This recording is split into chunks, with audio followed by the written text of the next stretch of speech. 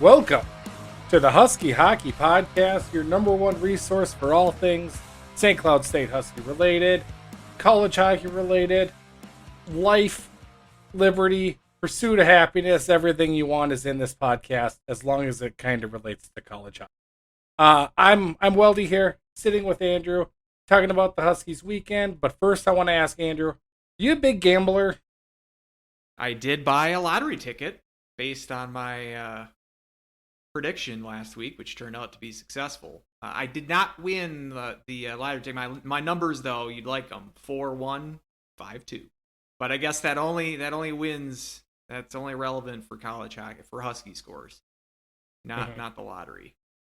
Well, we gotta get you on USCHO. We gotta get you in the column there to guess those, because And if you're it wasn't a 3-2 wasn't 2-3-2 game. That's one thing. I think I'm done. There's I think I'm favorites. gonna pull a George Costanza, and I'm done predicting games now. Don't expect me to do this every week now, because there's no way to go but down. My favorite Costanza moment in that show. I mean, how can you just pick one? There are several. I like the one. Yeah, I like the one where he's figure out a way to not, assign any work by always acting stressful and just have a stack of papers in his inbox. Sometimes I feel like that's what I do. Scrunching your forehead, looking very stressed. Yes. So, and then didn't he get fired from that job because the boss thought he was stressing him out too much or something like that? Or maybe he had to take maybe he a made he got it. He got a promotion somehow out of it. I think it backfired on him, as they generally did. So, in case you're wondering what the heck we're talking about here, I'll run the clip of a Nostra Andrew over here, picking that.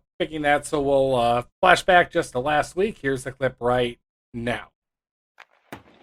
So yeah, let's get out there and let's say like a 4-1, like 5-2 weekend, something like that.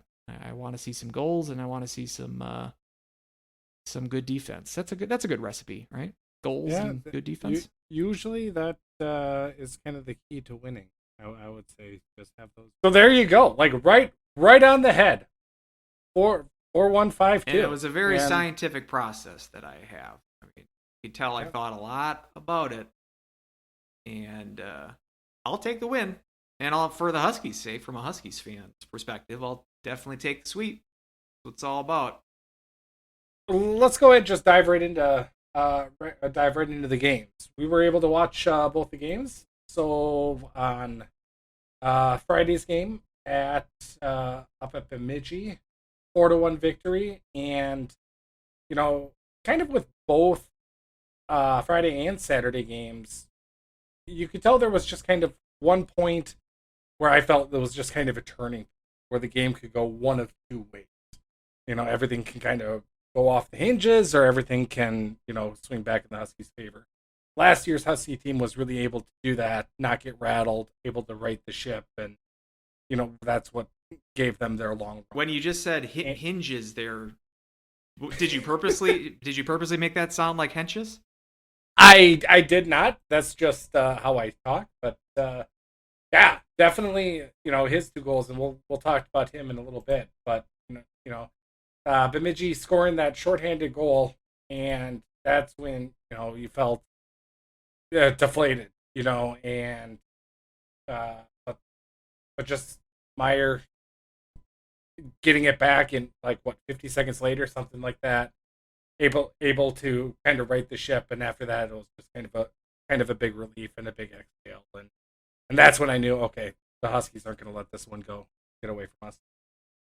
Yeah, rough start to that power play. There's a couple of turnovers that resulted in Bemidji chances right off the bat on that power play. But yeah, as you said, the Huskies were able to salvage a power play goal. Their only power play in that game. Very few penalties. I think it was just one penalty aside on Friday. But special teams and power play for the Huskies turned out to be huge for them on the weekend. The one power play goal and the one opportunity on Friday. Obviously, you have to asterisk that with them giving up a shorthanded goal, but then it was rocking on all cylinders on Saturday. Was it 4 power play goals on Saturday or 3? Either way, it was clicking at a high rate of success on Saturday, and I guess we Yeah, it was. we don't have. I guess we can take one game at a time here. I know I'm getting ahead of myself. Yeah, we always do this. It all just blends into one weekend. That's the beauty of college hockey. Yeah, they were 4 for 8 on the power play on Saturday. And Mietnin's first goal that wasn't on the power play, I believe, just came shortly after it expired. That's right. And I don't think the guy got back into the play yet. So and we've had about 2 or 3 of those so far this season where we scored that goal shortly after the power play did expire. So yeah, I mean, in that regard, pretty much all 5 goals were directly attributable to the power play. Even though that first Mietnin goal technically an even strength goal, but the guy had time to get back into the play, as you said. So that's very nice to see. Former Vikings quarterback, great Brad Johnson. Yes, got called at 7:27. Obviously, 2 minutes later is 9:27. Vietnam's goal was at 9:30. So yeah, and I don't know what you're thinking for the turning point on Saturday, but I thought that once we saw that Bemidji gets that real quick goal in the first minute, for Hentges to come back a couple of minutes after that to even it up at 1, that's, I think, where the ship kind of righted itself on Saturday. And then obviously once the second period started and Bemidji started taking penalties, and then the Huskies were able to convert on pretty much all their chances when it really mattered, when the game was still in question. They took care of business. And so even though it was an inauspicious start on Saturday, and it was the first shot of the game, obviously, on Castor, who they started in favor of Hrenak, which I think is a good point for him to get a start. As we've mentioned, very few off days in the next few months, and very few real good opportunities to get Castor a look. I'm kind of wondering, I wouldn't be surprised he gets like one of the Miami games coming up, but when you're going against Duluth this weekend, I'm expecting Hrenak to play both games. Obviously, Denver, North Dakota, those kind of series, I'm expecting them to ride Hrenak, but it's nice to get him a break every now and then. So when you have an opponent that you match up well against, like Bemidji, I thought that was smart to give Castor a start, and he looked good. I mean, that first goal was just a broken defensive play breakaway for Sillinger. Not much he could do there. So I thought he looked sharp. The defense, as we said, had some hiccups. Hiccups or coughs? Pick your hiccups. I think in COVID era, I think coughing is maybe a little too much of a hot button issue. A couple of hiccups on that one, obviously, that led to the goal on Friday, and then on Saturday that first goal as well. But I thought played strong, unexpectedly, at least from the last time we had the podcast last week. Did not expect that Jack Pert was going to be back with the team, and he did not play on Friday night.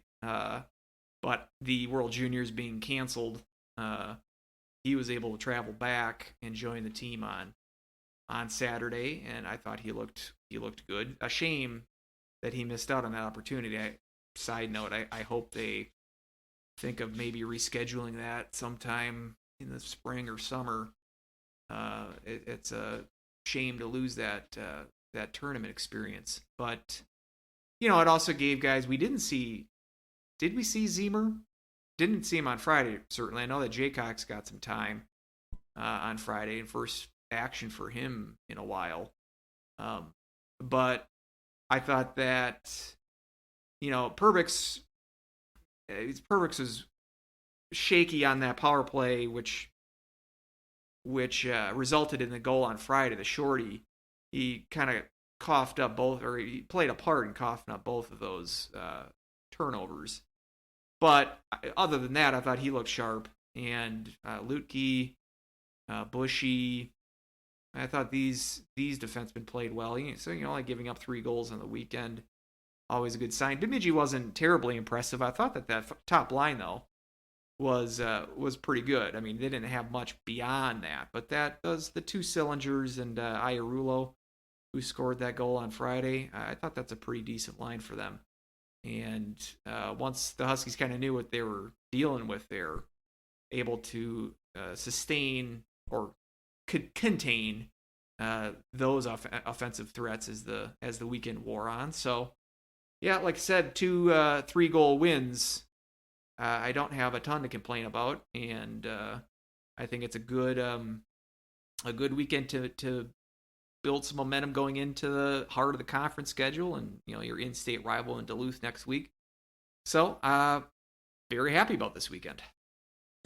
Yeah, Zemer played on Saturday, and the reason that kind of stuck out to me is in the third period, he had one shift. I think he blocked 2 or 3 shots kind of right in a row, and that kind of stood out. I do wonder if Peart would have played if it was 2 games in Bemidji instead of a home and home. Just kind of my thought process behind it is that, him coming home, Duluth, they got all of their players back in time for the weekend against Mankato. But, Which maybe... That was kind of a... I mean, that was quick because they have play on Thursday in Mankato. And I think from what I read was they got there... Was it Kaiser and James? I think were the two guys for Duluth that were playing at the juniors. They got there into Mankato with only an hour or 2 to spare.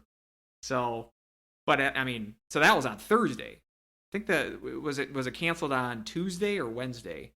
Either way, it was a quick turnaround for them. I wouldn't have expected them to be able to play that game on Thursday. Those 2 guys for Duluth. But with airplanes and cars and travel, I guess they made that commitment to make it. And maybe if with planes and trains and automobiles, classic. You wonder if St. Cloud was playing a team like Mankato rather than Bemidji, not to throw too much shade to the Beavers, but if they were playing a tougher opponent, would they have fast-tracked Peart back? Who knows? It's kind of academic to debate it now, but he was back on Saturday. And I just think, rushing him back to St. Cloud to get everything to then go up to Bemidji just to come back to St. Cloud. When you do have the depth, right? So far that has been showed for St. Cloud State, maybe it was just we don't need to pressure. We don't need to drive on 2 lanes after a foot of snow and iffy conditions to rush him back. Let's just, get him ready. Maybe do some light skating on Friday, and then kind of get ready for Saturday. And Saturday, I thought he looked good. Lutke, I thought also looked really well. And really, we're bearing the lead here. Sam Hentges comes back, and you see how much he gives to this team, and how much it matters, and how much more depth that the Huskies have when he's in the lineup. And I think it kind of caught. That level of talent kind of caught the Beavers by surprise. And he was just, I thought he was a force. He was all over the ice and really controlled the play. He and obviously Easton did too. Easton didn't really show up on the score sheet. I think he just had 1 assist on the weekend. But I thought that line overall was just way too much for Bemidji. Just Sam having it back and converting on those chances too is just, it was just a breath of fresh air to have. Yeah, and even getting into a little bit of a scrap early part of third period on Saturday. They looked at that for a major. If anything, it was a nice dive by the Bemidji guy. But that's again, I am wondering. I love that interference call of how he had the puck, and it's like, well, we have to call a penalty on it, so we'll just say interference because that's the most broad of anything that they can call. The Bemidji guy really tried to sell it. I'll give him that. But that at least, yeah, you don't want to take penalties necessarily, but that shows me that, yeah, I'm wondering if it was something concussion or something related because, I mean, and as we said last week, and nothing has stood out as far as anything wrong with him physically. He's not favoring any part of the body, and if he's going in not being scared of mixing it up, uh, physically, that doesn't show any sort of skittishness, and that shows a good amount of grit, and it's good to see. And yeah, if this is going to be the Hentges that we see going forward, which again, when he was on the ice prior to this is kind of the Hentges that we saw the 5 games that he had played before. This, this is the kind of elements, and also Miettinen, as we've said, him getting back on the score sheet with a couple on Saturday. These are the kind of things that these were the wild cards going into the second half of the year, and if those things start clicking, then I'm more confident that this team could win a couple of games in the NCAA's and make it deep. And the big thing with Miettinen is he finally got into those high percentage scoring areas. You talk about how many shots that he had, and even in the first period of Saturday's game too, it was, just past the high slot area, and he whistled it wide. And it's just those are the types of shots we've been seeing from him. And I don't think he's been snake bit because I don't think he's getting a lot of grade A quality chances. But seeing him get into the 2 areas, in Saturday's game where he scored those goals that were right in front, able to bury it, wasn't 3 feet high or 3 feet off the mark, and I think he just needed to remember that this league is too good, and by league I mean college hockey in general is just too good where you can't just snipe it from any corner or whatnot. You do still have to get it into the tough areas, and I think hopefully this kind of jars it and kind of gets it going. And then Pernilla also not taking any stupid penalties, staying on the ice. Again, he didn't light up the score sheet at all, but I don't think he really needed it. I thought he still had a strong game as well. So all really top to bottom, I was impressed with Thomas Rocco's game on Saturday, and I thought he did really well. Spellacy is injured, so he's out. I don't know the extent of that injury, so that's why he didn't get in all weekend. But Sahlquist, that fourth line I thought was serviceable, and you could tell that Larson has a lot of faith in that fourth line because they got crunch time minutes. Towards the end of especially Saturday or Friday's game. They were talking. Mason made a couple of plays too. It was a good weekend. It's everything that we wanted to see for the Huskies. Yeah, indeed. Bemidji, not the best quality opponent, but I mean it's good to see that the Huskies have a couple of wins like this where they're clearly the better team, and like I said, taking care of business is always good. And like I said, it brings us into Duluth weekend if we want to transition to that. We do have our player of the week. Yep. Well, our Go Huskies Woo sponsored hashtag. I thought PM. This was a pretty easy pick for me. I'm kind of guessing we're going to be on the same wavelength. I don't know. Maybe I'll surprise. Maybe you will. Well, I'll take the I'll take the low hanging fruit, and I'll go with Hentges. Yeah, I think it's Hentges. I think him coming back and really driving the play, converting on chances, especially right off the gate too. That's just he adds just like I said another kind of level to this team. Go Huskies Woo had a little bit more of a surprising take, really? and he went with Kevin Fitzgerald, and kind of the reason is that he was just kind of the unsung hero that was just all in all situations. He big face-off wins, and didn't take any stupid penalties, just solid depth play, all 3 zones and whatnot. And Fitzgerald, that was kind of an interesting one to point it out, but I see where he's coming from. Don't necessarily agree with it, but controversy. That's what this pod is all about. That's fine. But it's you know Fitzgerald. I kind of coined it as he's the jack of all trades, master of most. Is kind of what I like to say. That's that's something that he definitely is going to fly under the radar of this team, and I think a lot of teams aren't going to hone in on him nearly as much as the international line, Brodzinski, Hentges if he gets going. I think that's where Fitzgerald is really his best. So he's the one that really is kind of the straw. I see his point. Yeah, no, it's a good pick. You got to keep him guessing. You don't want to be too predictable. Keep him keep on his toes. Right. So yeah, let's transition then to Duluth, who played Mankato over the weekend. Since you are noted podcast Dryden McKay hater, drinking the haterade with asterisks about all shutouts Dryden McKay related. He shut out Duluth. How's the crow that you're eating right now? I never said I hated him. There was a fair controversy, Andrew. Controversy. There's a lot of those shutouts that are that he faced under 15 shots.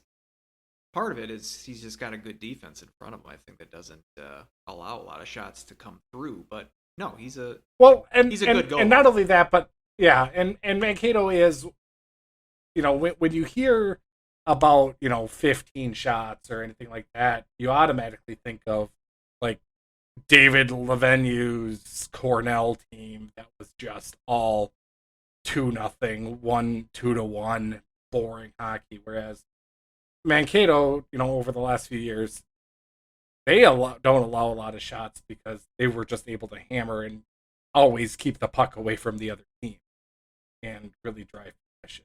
So not that trapping, boring style. Yeah, I did the number. I went through all of the shutouts a couple of weeks ago. Now there's been some shutouts since then, but I don't know where my scratch pad is that had that, but I believe it was just one at that point. One of those shutouts where he had faced 30 plus shots. Most of them were in the low 20s to mid-teens area, which shutout's a shutout. Don't take it, don't use my metric as the be all and end all. But no, I think the competition he faces isn't the best, but I would probably put him at. We might get into this in our pick the field segment later. Stay tuned for that. But I'm excited for that. That's going to be. You got to put McKay. I would have McKay, or there's a couple of guys out east that I'll touch on, but McKay's got to be right there at the Richter conversation for the best goalie nationally.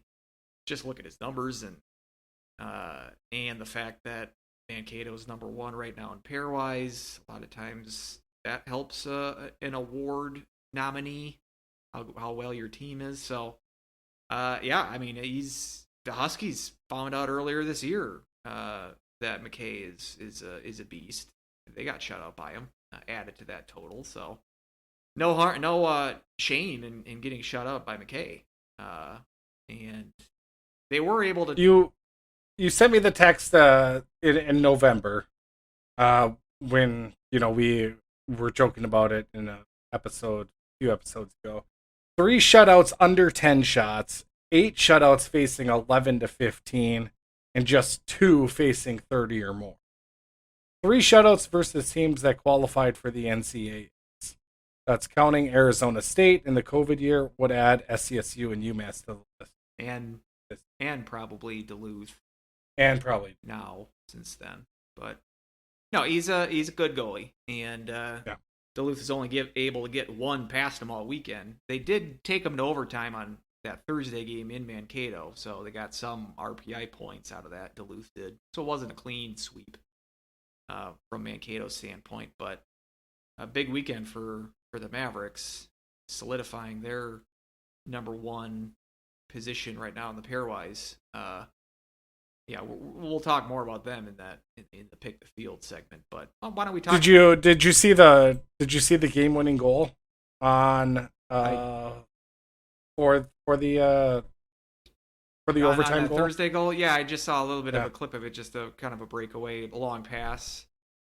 Yeah, the actual feed when watching the game though cut out just after the shot. So you didn't see the actual goal happen. It said, commercial break in progress. So somebody in the control room hit the wrong button uh, for that, and then they quickly switch it back to the team Oh, I celebrating. didn't see So that. And it was kind of funny. It wasn't evident that it had gone in at that point when it cut out. No, Oh, no, it was. Yeah, it was pretty funny if you're not a fan. Like I would have been pissed. yeah. Imagine spending the $30 on that. Right? Exactly. Uh. Yeah. So big series here, coming up at home with Duluth.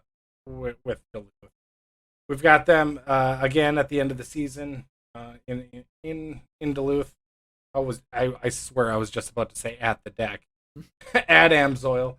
So it's our first look at Brett Larson's former team, and just kind of what do you expect of this game? It's going to be, I think it's going to be, these two teams rarely disappoint.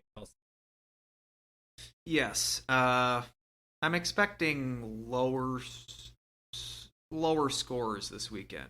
If the Huskies get up to 4-5 in the goal count, I think that's a good sign. Duluth, sort of as is typical the last few years, their struggle is goal scoring if they do have one. Fante's been playing, insane this year when healthy. They had that weekend up in northern Michigan where they got swept, but that was with a third string goalie. Interestingly, they didn't forfeit that series. They had a lot of guys out that week, but not sure if they knew. Well, they didn't know that was an option until the great Mel Pearson. Tool was in the tool bag, maybe. Next time, they've learned their lesson. But now they're like, wait a minute, we could just not play these types of games. This changes everything. You say. You just see Sandelin just twirling his mustache there, just like Snidely Whiplash. Yes. Did I date myself with that one? I picked it up. Oh, okay. I don't know if I. So you, this team that's run on its defensive core and its goaltending, and I'm looking at their stat sheet right now. Top scorer, Biondi and Cates tied for 14 points in 20 games. So they're not made out of high flying offense. But that doesn't mean that it's going to be a pushover in any means, of course. But I would expect the goaltending and the defense to be on display this week. And I like the home ice advantage for the Huskies in this case. I like them being at home rather than up in Duluth this weekend. And I don't know.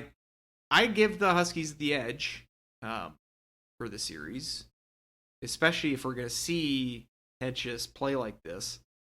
And if we can get Miettinen clicking too, these are kind of the things that were unsatisfying about the first half. So if we can have those guys contribute the way that we were thinking they were coming into the year, I have good feelings about this weekend. But just knowing Duluth, I almost kind of expect a split. So, and from the Huskies' perspective, I think a split would be okay. I mean, if you're really concerned about the pairwise, obviously we need to make up points any way we can, and sweeping the series would be a big boon towards that goal. But You know, a split against a high quality opponent like Duluth is never a bad thing. But it's one of those things too, like sound like that North Dakota series. You wait on Friday, you really want to get greedy on Saturday. So I'm hopeful that the Huskies, like I said, I think they have the talent advantage on the offensive side. I probably would give Duluth the advantage on the D and goaltending side, a slight advantage, not huge. So something's got to bend and break this weekend, and we'll see how it shakes out. But I'm saying at least the split. I don't see Duluth coming in and sweeping the series, for sure. But at least the split, and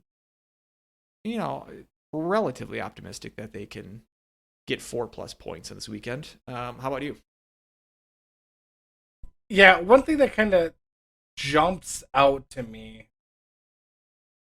first off, in the last 6 games, St. Cloud State is 5. So, I mean, as of late, where the makeup of the team has been relatively the same, Huskies hold the and I think this is one of those games where I think Fitzgerald does have kind of a bigger series, and a lot of focus will probably be on Bredzinski and Hentges, but right now St. Cloud State's power play percentage is at a 35, which is absolutely insanely high. And Minnesota Duluth just sitting at 50. So there's, they haven't been able to convert on those chances. St. Cloud State has been able to. Both have a really good penalty kill, so it's always one of those things. Is usually in those situations, the penalty kill. I mean, just percentage wise, the penalty kill is going to kind of take the cake on that one. But I agree with you that I do expect it to be a little bit more low scoring, and just with Fanti and how well he's been playing lately, it's going to be two kind of stud goaltenders. I think both of them are incredibly solid. Both of them have great defense in front of them, so it might be a little bit of a boring hockey game when it comes to that sense. A little bit more defensive positioning type of game, more strategic. Not nearly as much as like the fly and running gun type. The Olympic ice might help a little bit, but neither of these coaches are do that. For some reason, I feel like the Huskies are going to win one game and the other game is going to go to overtime, and I don't know which way that would go. Wouldn't surprise me. Duluth pop in a goal there, get a victory, but this is big when it comes to conference standings and really positioning for home ice advantage, and that's kind of what I'm looking forward to and looking for as we're going down and everybody has these gauntlet stretches coming up. Is where are we going to be able to make points up? What we need to do to get these, to capitalize on these chances to climb up the standings to get into that position, and having 5 or 6 points here this weekend is a big step. So it'll be an interesting series. It's probably going to be a little bit of a heavier series than we're probably used to, and it's going to be a lot of fun, and I'm really looking forward to it. But I do give the Huskies a little bit of an edge, especially with tension. Yeah, I would probably say it's the nationally, it's the series of the weekend. It's the only top 10 or series between two top 10 teams this weekend. So maybe they can use the they have the national spotlight on them in some regard. And yeah, Bunch of slackers around college hockey next week. It's just not a even the conference matchups in like the Big Ten, ECAC. Nothing really standing out as something that I think like the only other series between two teams in the top 20 is Michigan State and Minnesota. Surprising that Michigan State was that high, but anyway, that's not. It doesn't. Is Cornell rated up there? Cornell dropped a bunch. They're in like the mid-20s now because they got swept Are by they? Arizona State. So and they're oh yeah, they're playing. Yeah, that should be a good series with them in North Dakota. Forgot about that because they were in the The only non-conference. reason that I kind of point that out is because I've like I'll get into our pairwise predictions or field predictions, but Cornell is kind of a wild card to me in the ECAC, and I see that they're playing North Dakota. I'm like, oh, okay, so we're gonna actually have a chance to see what they are. Well, I watched them being an Ivy League team. Yeah, I watched the games against Arizona State on their stream this weekend, and I would have if we did the field last week, I probably would have had Cornell in the field, but they were not impressive. And they were, I mean, they were 9-1-1 coming into the weekend, but they were still at like 19th because ECAC just sucks this year. They weren't getting any favors from the schedule that they've been playing up to this point, and they were probably circling that North Dakota series as them, and then when they play Quinnipiac, those are like the two chances that they can make some hay in the pairwise. Coming off a sweep against Arizona State, I don't see how they're going to match up all that favorably against North Dakota. But North Dakota's so far has had that clunker on Friday, good game on Saturday. Maybe they turn in another clunker on Friday. But yeah, that is a intriguing. You don't see the Ivy League play the Western teams very much. They don't play non-conference very much, period, because they're special and they limit their schedule. So yeah, I hopefully will be able to watch a little bit of that or check in on it between periods. So yeah, that's another intriguing matchup this weekend. But yeah, that St. Cloud series, St. Cloud Duluth, looking forward to it. I'm kind of looking, maybe it's because it's on the mind that Duluth played Mankato last weekend. But looking back with the Huskies playing Mankato at the beginning of the year, 1-0, 3-1 games. I think those are the kind of games that I'm expecting this weekend. Maybe not 1-0, but I could see like a 2-1. I said I wasn't going to predict the scores, so I'll just stop right there. We go. I guess. But see, way to go, Costanza. I like Costanza it. I like you saying that. One of the games that go to overtime. I like that prediction. Hopefully we'll be able to plug that sound bite into next week's show of you nailing that call. I'm never right. I don't know why anyone listens to this. I'm always right on the Powerball. My life is tough. Yeah, it is what it is. So yeah, looking, Rennick, like you said, probably going to get both starts. Fanti, I would imagine, going to get both starts. So I think it's going to be, whoever has fewer mistakes defensively is going to get the nod or the advantage over the weekend. And it's not going to be many mistakes, I don't think, on either side. It's going to be a tightly well-coached weekend of hockey.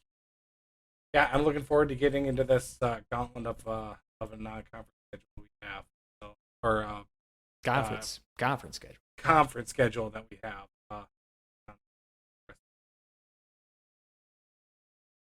So we talked a little bit about non-conference. So yeah, what we can do, head right into our predicting the field when it comes to the NCAA tournament. I'm a little bit nervous about it.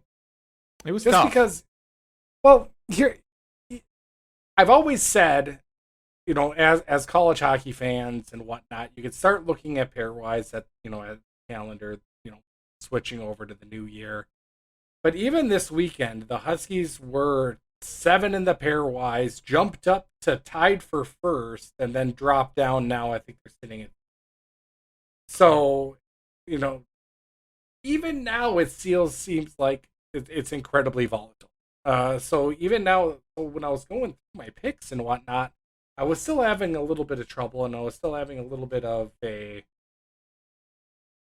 I don't want to say a crisis, but I was like, everything could change so quickly when it comes to I mean, you remember Union when they had their run, when they won the national title. I think they lost one game after January. So it was just you know, any team can go on a stretch like that, and that can shake up everything in the pairwise. You know, assuming everybody does play all of their games and they don't just randomly cancel for reasons. Yeah, that is a unforeseen wrench that I hope doesn't get exploited to the extent it already has. But yeah, I thought that 8 to 9 teams, 7 to 8, somewhere in that range, felt very confident. Close to locks. But then the others, I'm mostly intrigued to see who you picked out of the Atlantic. Because it's literally just picking out of a hat there. They're going to be the most likely, like 99%. They're going to come from outside the top 16 in the pairwise. So it's going to be who's winning that postseason tournament. Is going to be their auto bid.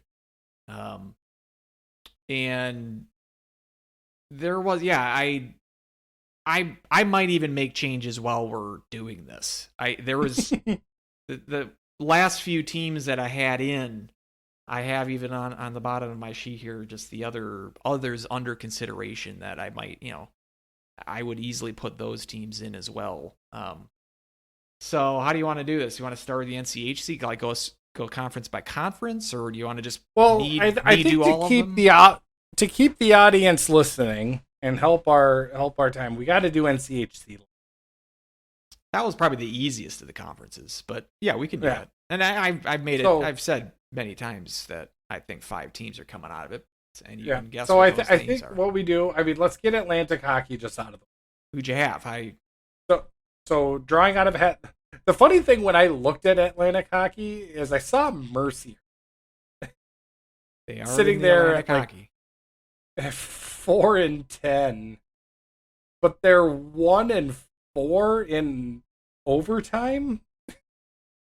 So the fact that they have 10 losses is actually really, I mean, 4-6-4 is what their actual record is if we count them as ties like a normal.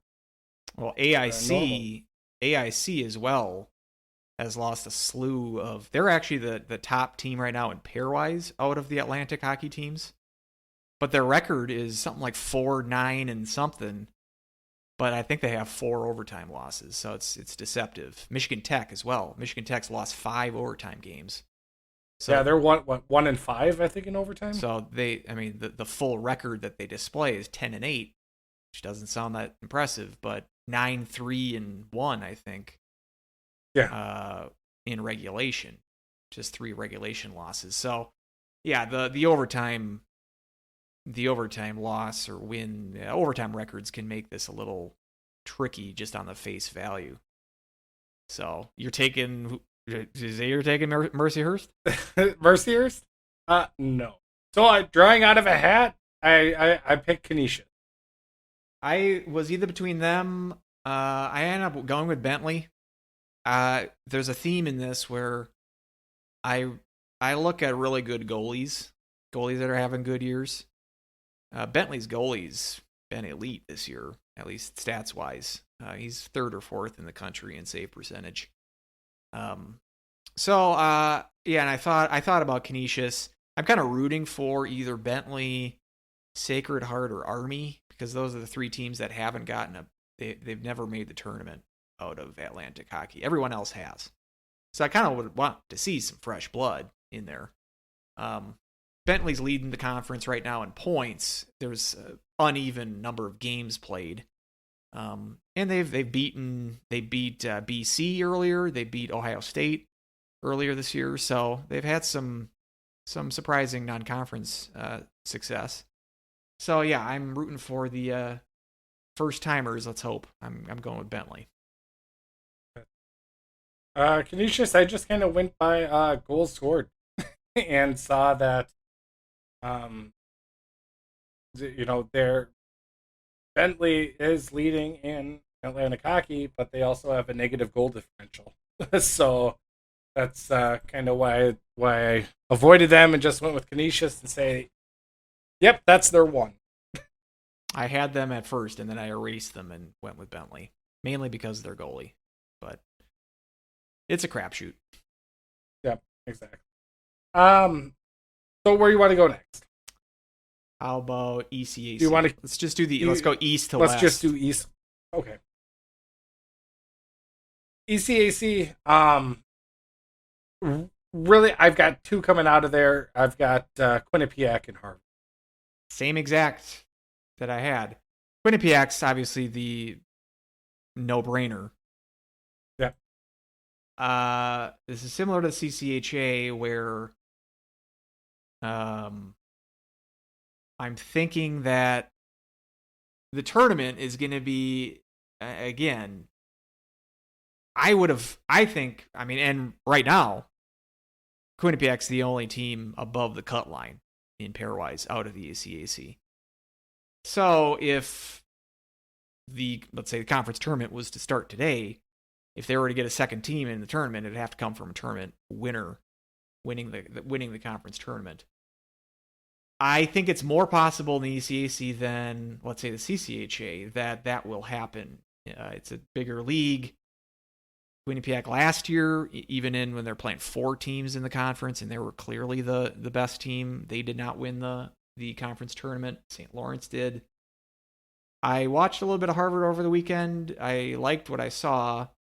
Again, Ivy League schools, so they haven't played a ton of games this year, but they have a fair amount of young talent. They're a very young team. And in general, those teams tend to, they're not generally NCAA tournament threats necessarily. A lot of times it's the older players that take you far in the postseason. But the others that I had for the ECAC under consideration, like I said, Cornell and Clarkson. Clarkson I saw in person when they got swept at Arizona State.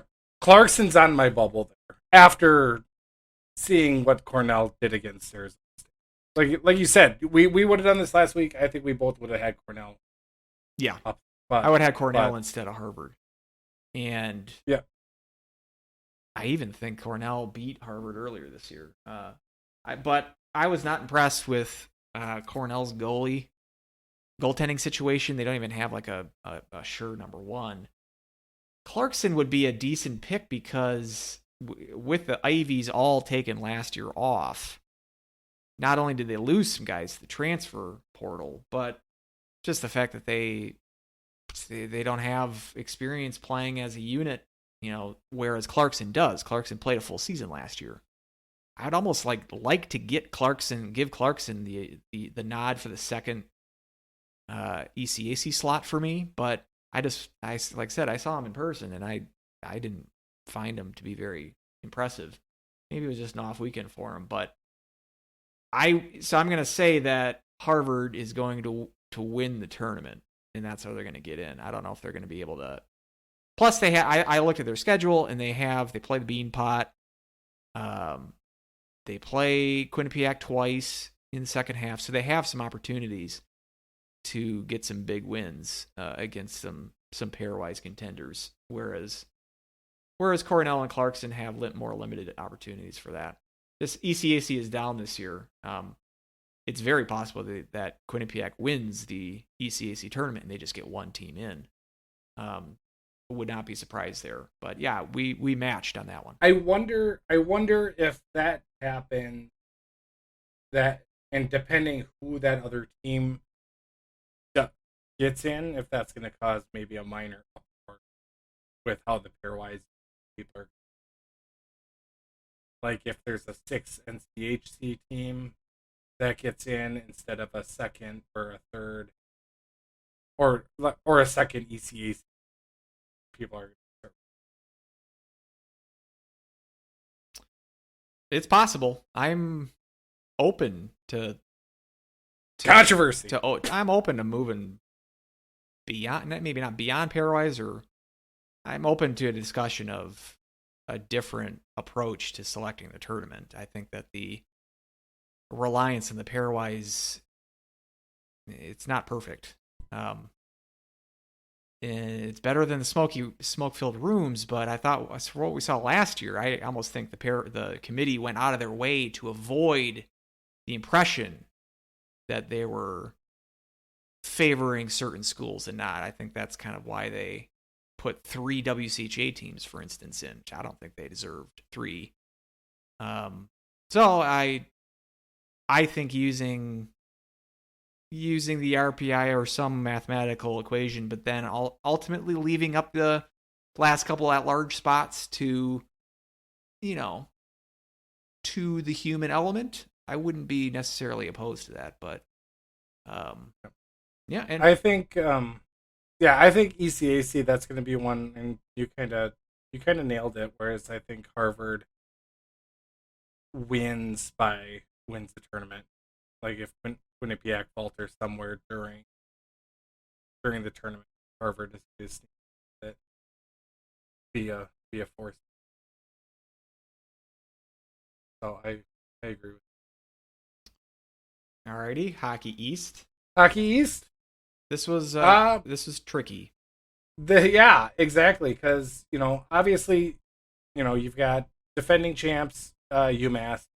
You got Mass Lowell. Both of those two, I feel fairly confident that they're going to make it. Then you got kind of, in my mind, kind of the grouping of 3. And the way I put it is I have one of 3.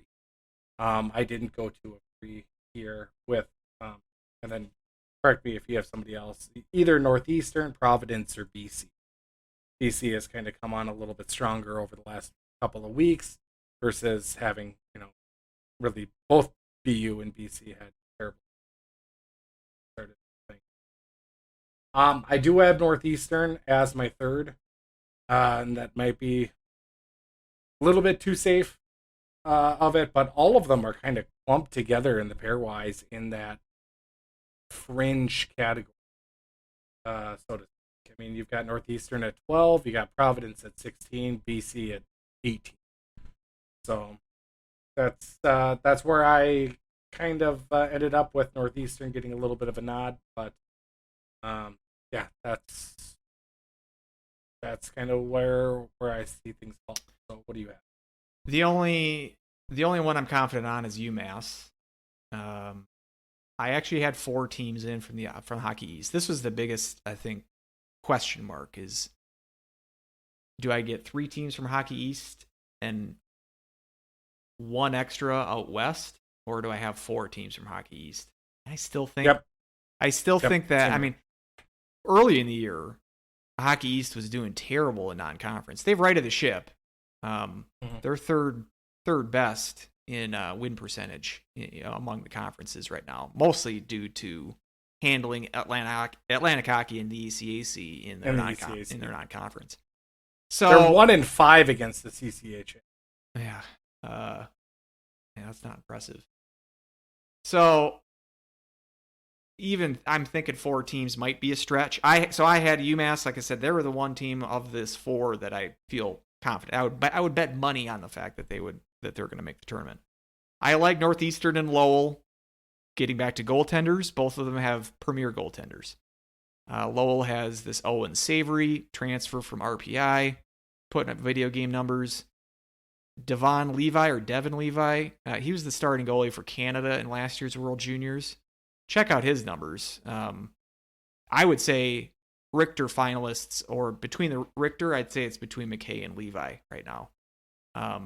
And Levi is Northeastern struggling to score goals. They've won like 2 1-0 games, 2 or 3 2-1 games. They're winning games without much offense. Just to clarify, Levi 1.33 goals against, 9.55 save percentage. Right. They've got one guy, Aiden McDonough, with 13 goals, and nobody else has more than 5. Yeah. So, and Savory, I think his save percentage is close to 90. I don't think it's over 95, but it's like 94 something. He's having a great year as well. So I'd put Northeastern as my second best team, and then Lowell, and then I think for the fourth team, it was kind of Savory. Savory has 1.29 goals against, and a little bit better there, but save percentage at a 948. Yeah, I mean they're bound to regress a little bit to the mean, but a hot goalie like that can patch up a lot of flaws, especially coming down the stretch in a tournament situation. So that's why I'm confident about those two teams. I pick BC as the fourth team. Between them and Providence, not terribly impressed by Providence. Looking through their schedule, the only real impressive win was that Denver win, which they had to come back from a 3-goal deficit in the third period to win that game. Denver lost that game more so than Providence. There's been a couple of games this year where they were down 3-0 to Dartmouth, who's not very good, and they came back to win that game. They've had some games where they've won but have not looked terribly impressive in those wins. And BC, they've been up and down as well. I was looking at their last few years. Seems like they come on strong the second half of the year. They're an older team as well. They brought in some transfers. One in goaltender, Dopp from Bowling Green, who I think was kind of in that Driscoll category where they're kind of expecting him to carry the load a little bit better than he has so far. But I expect him to right the ship a little bit. So like a veteran team like that, with, obviously Hall of Fame coach, I feel like they would get the nod over Providence. I mean, UConn's not even having that bad of a year. They're in like the high 20s in pairwise. They could certainly make a run, but they never have, and it's kind of one of those unknown quantities. So maybe I'm selling out for the traditional power in BC. And like I said, they are my last team in. Of the 16, if you're not counting the Atlantic, which is again it's just kind of picking out of a hat. Out of teams in the other conferences, I would either say, so this would leave it as I have 7 teams from out east, 9 out west, 10 and 6.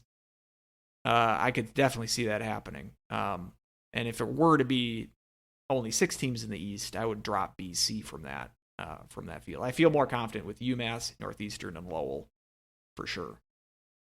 Yeah, BC kind of going down the stretch. They've got 2 games against Providence. They played Lowell earlier this season, lost 4-2. They got one more game with them at home this time. They got another game with Northeastern. So they got 3 games with Northeastern. If you they got them in the bean pot. The bean pot as well. So that's those 3 games, BC against Northeastern, I think that's just massive when it comes to pairwise for those. It's a lot of head-to-head points up for grabs. I think that's where it's going to tilt one way or the other for who gets that. But you've got both, right? Northeastern and BC, yes. Yeah. I have both of those teams making it. I just have North. All right, out west. Out west, where do you want to go? CCHA first?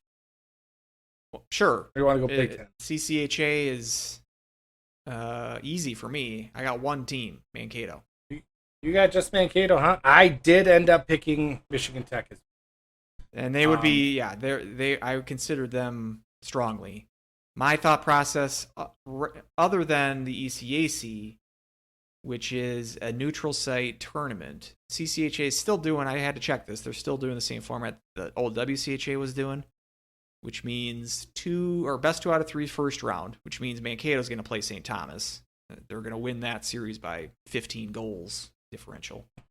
And then it's single games at the higher seed or the semifinals and the final. So they got to win 4 games at home, Mankato does. 2 of those against St. Thomas. So it comes down to the fact of, do I think that Michigan Tech can beat Mankato in Mankato to go to the tournament? I just don't see it happening. And I don't think... I see them as an at-large. I don't think they have the opportunities to make up pairwise points. I realize that they're in the cut line now. But the only games they have against pairwise qualified teams for the rest of the year is a 2-game series with Mankato at the very end of the regular season. So, and I don't see them running the table against, they have rivalries with Northern Michigan and Lake State. Those games, I just don't see them running the table up to the point where they play Mankato. So, yeah, I don't see it from them. And like I said, that their record is deceiving because they've went to overtime so many times and they've lost 5 overtime games.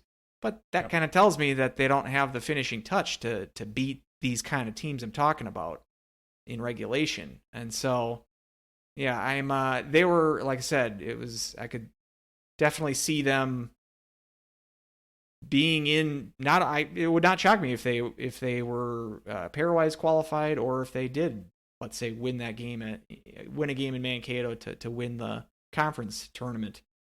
But I like Mankato too much, and I just don't see it from Tech. I'm probably putting a little bit, maybe too much faith into their non-conference or their overtime record. But at the same time, I look and say, hey, come tournament time, it's straight 5-on-5, and it's against I do think you're right. It's going to come down to both those two, Minnesota State and Michigan Tech there in the final, and obviously you're right. It's going to be there down at the Verizon Wireless Center. Midwest Wireless Center. What's it called now? I don't remember. Insert wireless carrier here. Center. Insert wireless. But I think they can come up and surprise. And on a 5-on-5, they were able to.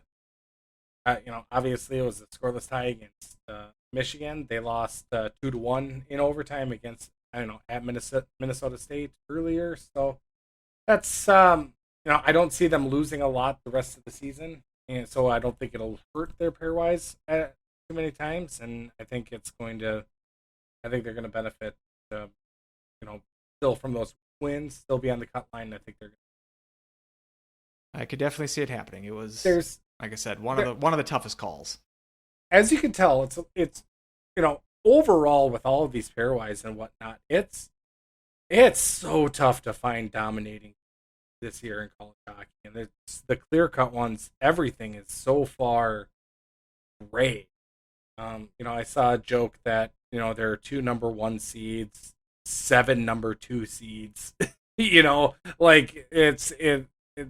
a lot of mushiness going around here, and then that's that's what makes everything so fun. The general unpredictability of hockey. I mean, how many times does the worst team win a 2-1 game?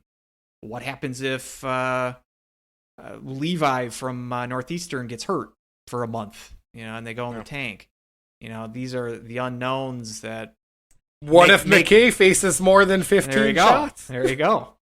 These are the unknowns that make this such a tough task, but soldier on we will, I guess, to the Big Ten. Yep.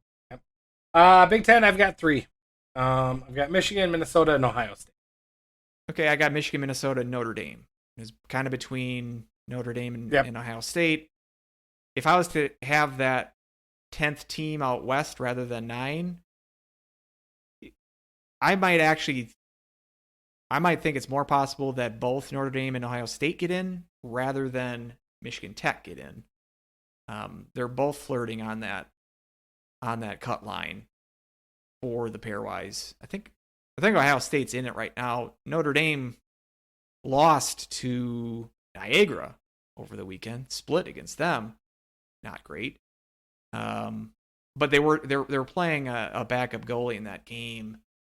I think for both of the games, they got this Cornell transfer, Galeta, who put up great numbers there when Cornell was number 1 in the COVID year.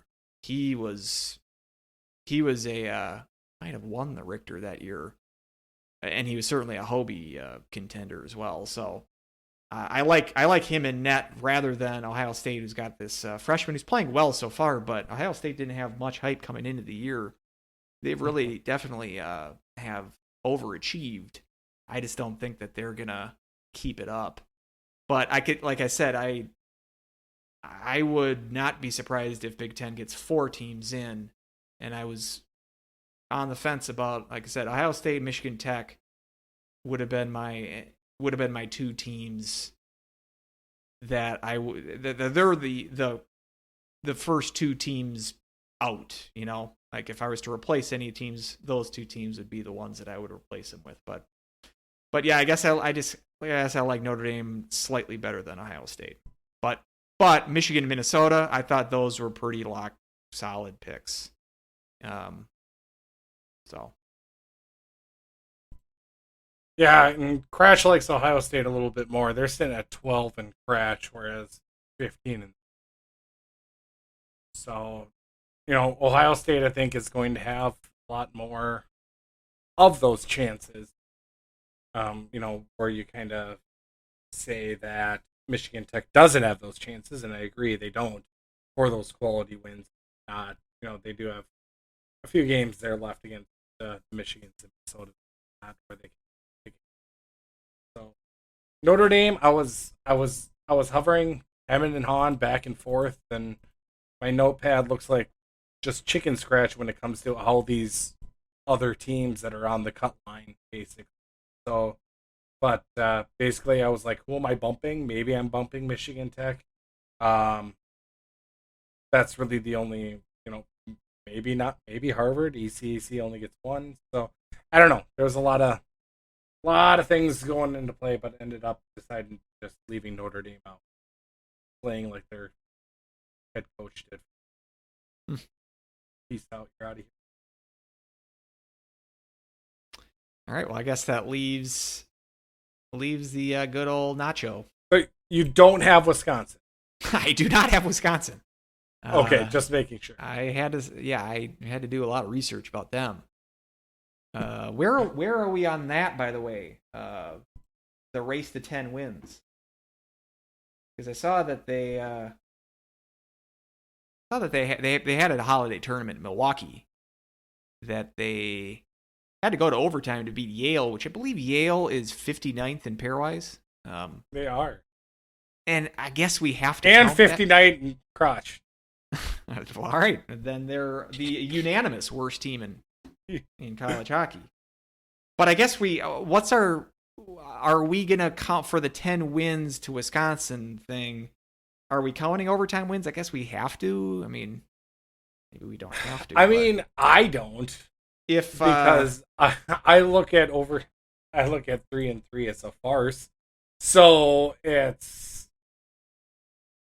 farce maybe. But anyway, I still look at them as having only 4 wins on the season. But if you want to count overtimes, they have 6.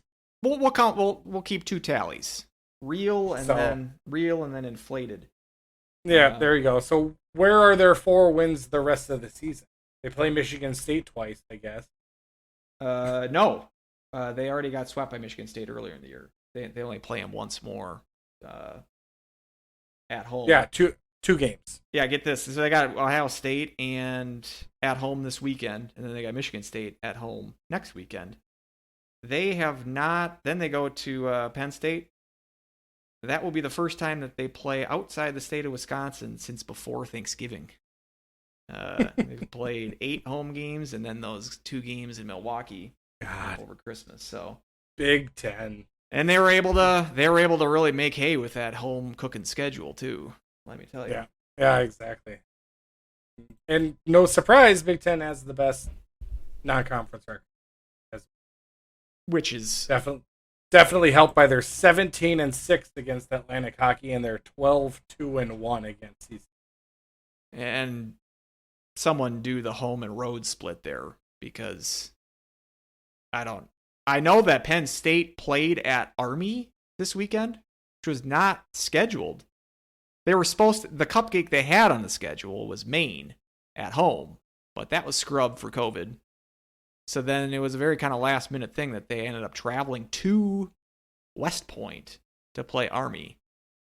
So I don't know where my list of that is, but that's that's a rarity. Penn State going on the road, and then not only that, but going on the road to an Atlantic hockey team. But so good for Penn State. What a weird year.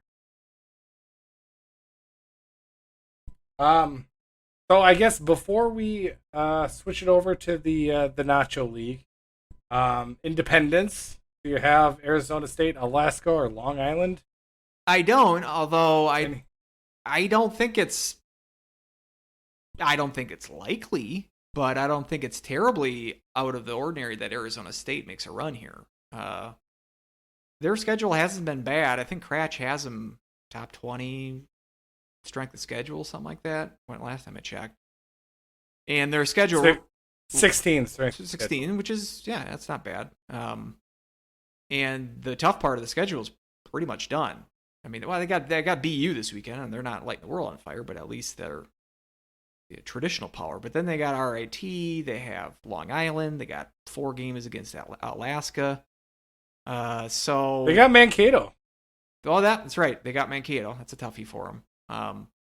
But if they take care of business against those Atlantic teams, and then the Sharks and Alaska, I mean they're going to have close to 20 wins, and so I don't think it's out of the ordinary or completely zero chance that they're going to make a run. They're going to threaten with top 16. I don't think it's going to happen. But I did have to think a little bit about that. I gave zero thought, but actually looking at it, I probably should have got more. I mean, I think they're higher than Harvard. I think they're higher than Harvard right now, and we both have Harvard in the field, albeit as Harvard's at 24, Arizona State's at all the way down at 25. 25, okay.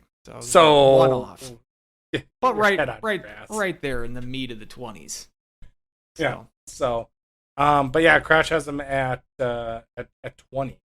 Above Penn State, BC, Clarkson, just behind Omaha.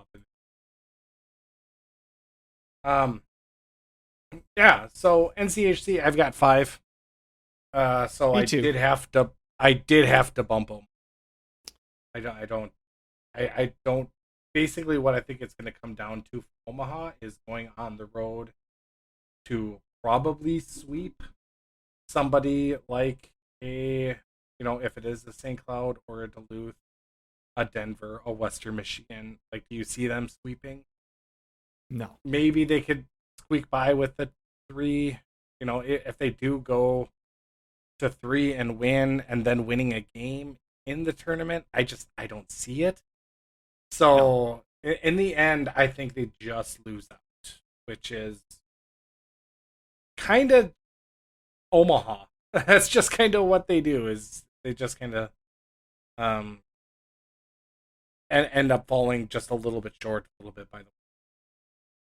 Yeah, and like I said, I thought more about Ohio State and Michigan Tech than I did about Omaha.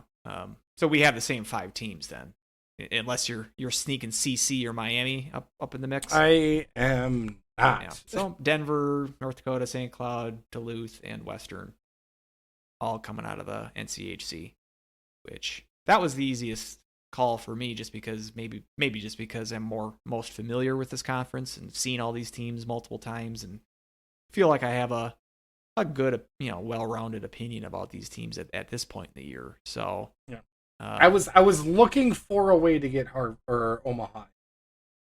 I mean, it's certainly possible. They would have to. Yeah, like I said, they would have to.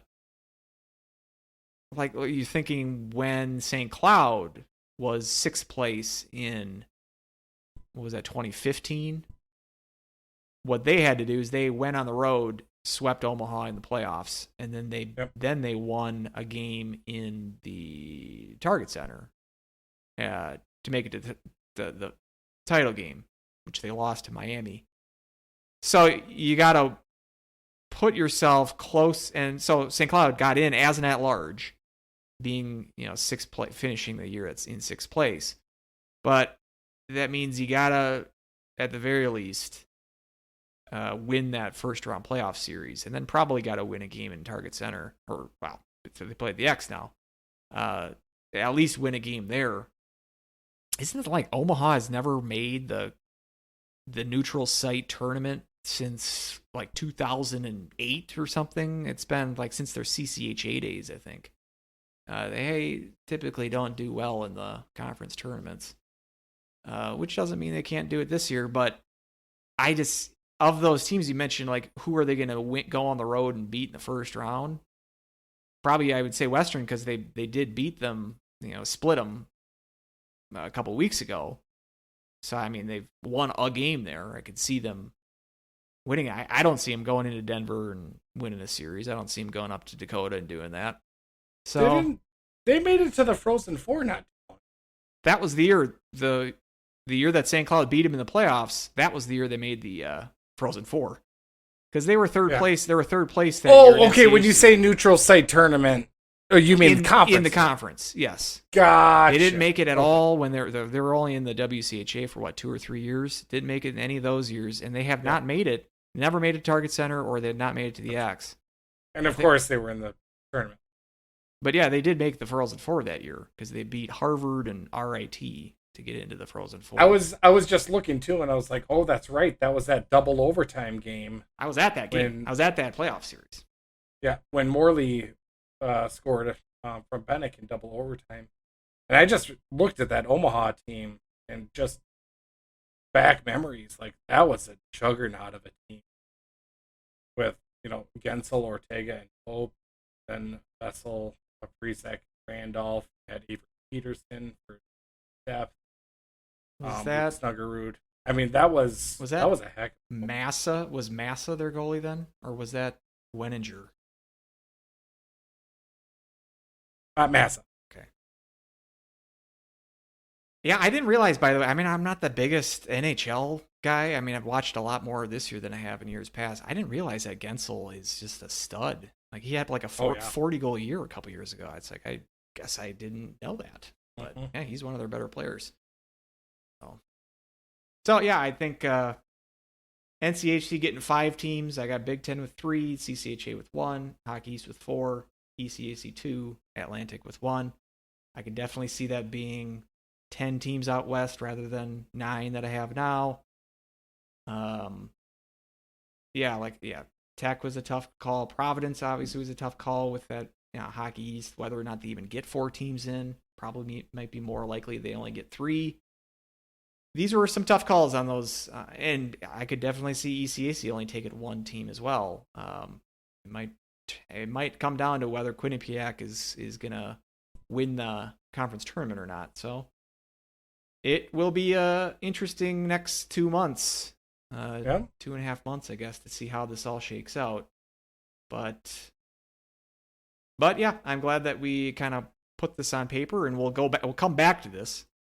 Put this on the internet on recording, so we'll come back to it, and we will all be wrong.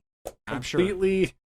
Omaha is going to go on a stretch here where they're going to win 90% of their remaining games. Just put us in shape. What if there's a team that makes the tournament, not counting like Atlantic Hockey, I guess, but if there's a team that we haven't mentioned at all that will make the tournament, it's possible. It's possible. I mean, that's the thing. Like, who am I forgetting at like 20 to 30 in pairwise right now that we haven't mentioned? Let's both pick one. I'll let you go first. One team that we haven't mentioned yet that makes it in. I guess the highest team in pairwise right now that we haven't mentioned is Bemidji, sitting at 23, but I don't see that happening. Boy. That's rough. Merrimack at 28, that's not going to happen. Let's say I'll go Northern Michigan, because they've got like 2 of the top something scorers in the country. They can score the goal. They can score goals. And maybe they make a run in the tournament, CCHA tournament. They're not going to make it as an at-large. I believe they made it to the title game last year in CCHA. I think it was between them and Lake State. I think they were the ones that knocked off Mankato. Maybe it was Lake State. Don't take my word for it. But Yeah, just for funsies, I'll say Northern Michigan. Northern Michigan. You said Connecticut, didn't? I did mention them briefly. You You could know take what? them. You know what? Did anyone mention Michigan State? I did mention them. I think I think I mentioned them when we're talking about the Huskies. Duluth is the only top 10 series, and I think Minnesota and Michigan State is the only other series between two teams in the top 20. And that's when you thought Cornell. I was forgetting about Cornell. So I think I mentioned them in passing there. Maybe not in this specific segment. Not in this segment, so that's what I'm picking. Boom, Michigan State. Michigan State. All right. I think they're going to sneak in. So those are asterisks. So we have 16 plus one wild card team that we. Oh, I don't like chances. But anyway, they can make up the point. They could. Question. We've got a couple, and actually, the big ones here that we have are all about Val's saying that they were going to be closed for the next. Oh, really? Yeah, they're closed until the 10th, which would mean that all of our Duluth faithful that do love Val's and frequent Val's are not going to be able to partake. So they asked me for restaurant recommendations. Since Val's going to be all you on that. I don't know even. It's been a while since I've dined in the area. Mm-hmm. Sure enough. Looking at, depending on what you want, obviously, right downtown, House Pizza is, if you want quick pizza, what is it, 7 West, if you want a quick burger. Oh, yeah. And I think they're still open. I guess I don't. MC's, does MC still do the bus? Yep, MC's I believe still does the bus. So if you want to go Howie's, bus, Howie's usually with MC's that's always the Buffalo destination. So you go there for a lot of times at least back when I was in town, they would have some sort of free food like a taco bar or something. I don't know if they have the taco bar. I think they took that out for more seating for COVID. But Brick and Bourbon is really good. They got a really good selection of bourbon. Shockingly, is that the old Rum Runners? Old brothers. Oh, brothers. I don't think I went there. Is that there was something like an Irish pub in the old Rum Runners building? Yep. Is that still there? That is still there. Can't remember what that was called. I liked the old brick house. Okay, I liked it the few times. I really like that because that's also, I think, the only place in town where you get a Smittix, and I am a big fan. A Smittix, I would probably say is okay.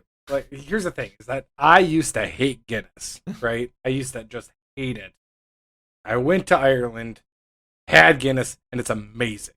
Like, it tastes way different when you're actually in the brewery and whatnot, and it's so every time I have it now, I'm like transported back to that time, if that makes sense. So that's why I like Guinness now a lot more than I used to. But I think, like, pound for pound, if you were to get an Irish beer, I would say get a Smittix, because I think that's probably more up people's alley, because I think Guinness can be a little bit, it's Guinness.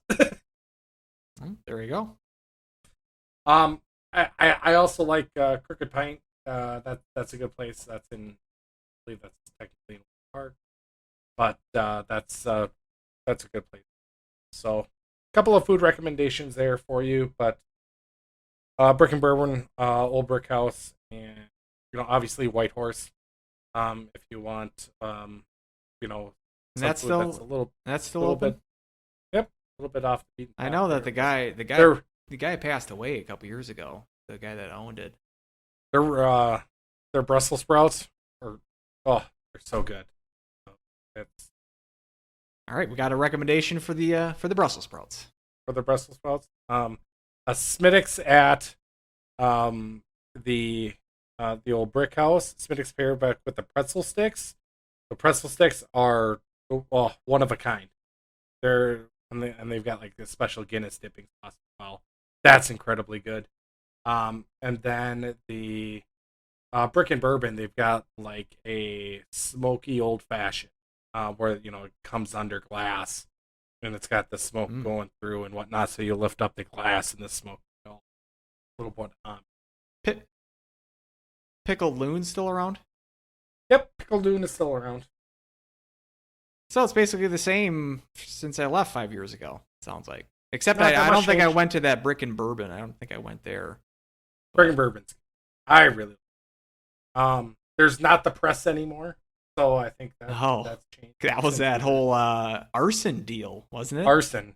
Yep, yeah, I got like forwarded the news articles about that, and even before it became, he was charged with anything, it was like, yeah, this is clearly shady.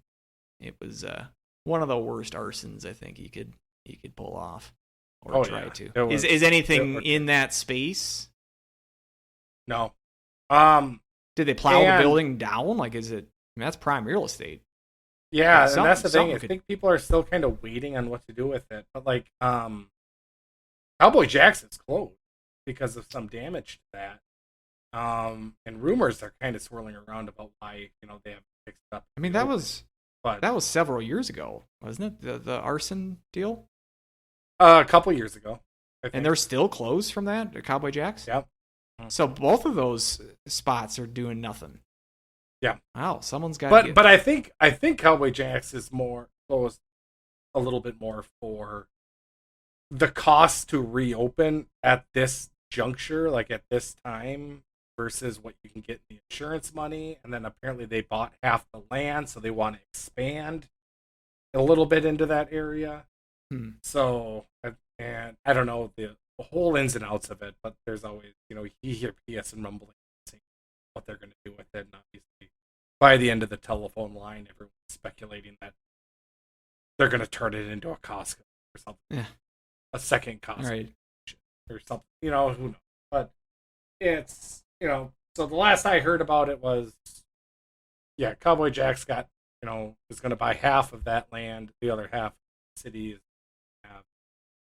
I don't know if they're going to try, Dave Place really wants to revitalize. I actually think a nice plaza there, put a couple of trees, a couple of benches. Right now, it's just a memoriam to the press, a big old plaque. Here lies, when Travis got his fishbowl when he turned 21 and puked in the corner. I think that deserves a plaque in St. Cloud, right? Yeah. If there was a plaque for everything I threw up on in St. Cloud, I think it's just a line of bronze everywhere down the street. God, my 20. Best post-game atmosphere. Usually my post-game atmosphere when I go is I really enjoy the dugout afterwards. Usually that's kind of going to be the most lively. But, depending on what you want. If you just want to chill, have a beer, I do like going to the Blue Line afterwards. I think that's a little bit more low-key, depending on your age and what you want. And if you want to start the night out downtown, you go to the dugout, then the Martini Lounge, red carpet, But usually I like to, those places are now too loud. I'm too old. So usually I would just have a couple of drinks afterwards at the Blue Line, and they've got a bus too. So yeah, I would go to. I generally took the Howie's bus. Different crowd. It's more low key. It can get packed. A lot of times, that's where like some players' parents would go after the game. My buddy kind of knew the bar manager, so we got some free drinks every now and then. Played some darts. So I didn't mind. I'm not a big fan of Howie's like food, but just for like more of a low key hangout, I didn't mind it. But it's not for everybody. Yeah, Howie's is actually a place where every Who time knows I if go that's, there, I don't know. I'm like, Is that still open?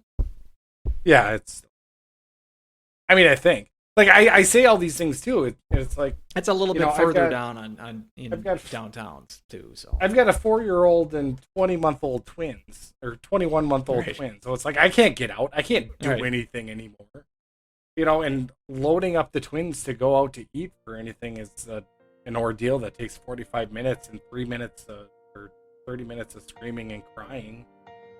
That's Yep. not even counting the babies usually. Usually that's just me. Well, that about does her, I would say. So, yeah, I think so. we'll be back. We'll be back next week, and we'll recap the Huskies and Minnesota Duluth. So it should be a fun weekend. So until next time, go Huskies! Woo!